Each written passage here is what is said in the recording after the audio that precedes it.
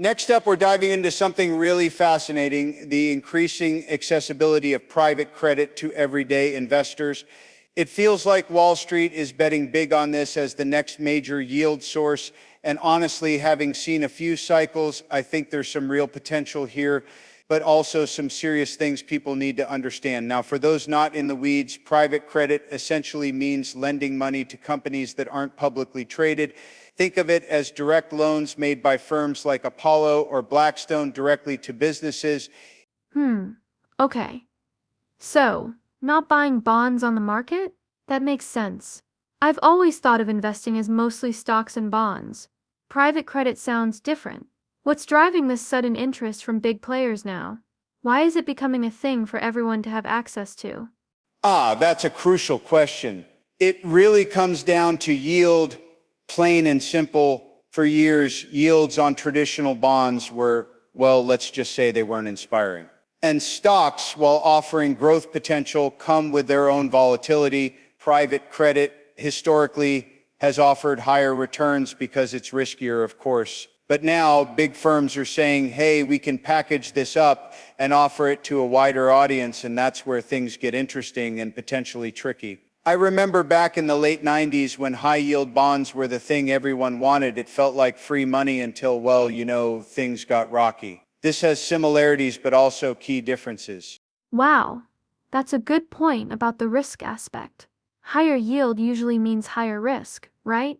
So if it's offering better returns, what makes these new products different from just taking on more risk in general with other investments?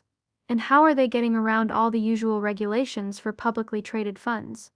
Excellent question. The key difference is how they're structured. You see, traditionally, private credit isn't very liquid, meaning you can't easily sell it to get your money back quickly. These new products like ETFs and interval funds are attempts to bridge that gap.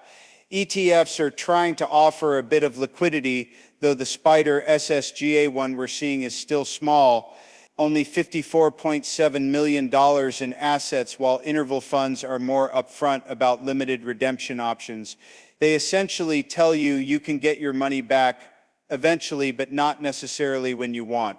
It's a balancing act to satisfy SEC rules, and Brian Armour at Morningstar is right. It's tough.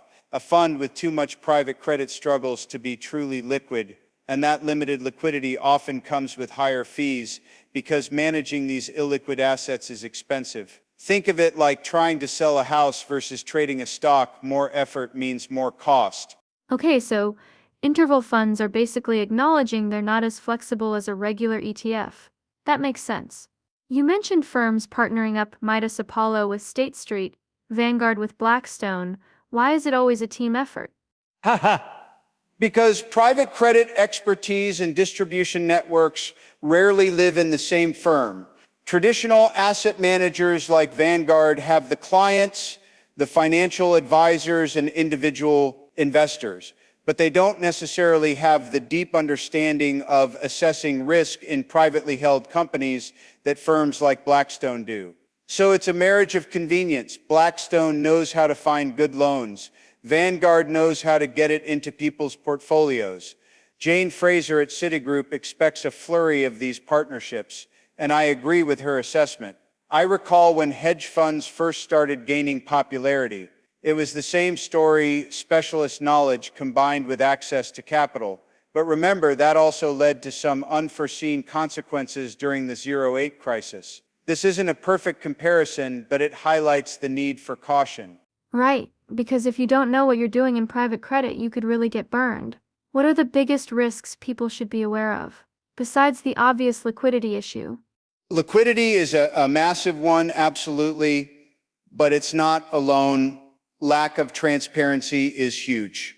Unlike publicly traded companies that have to report financials regularly, private companies aren't under the same scrutiny, so you have less insight into their performance and potential problems.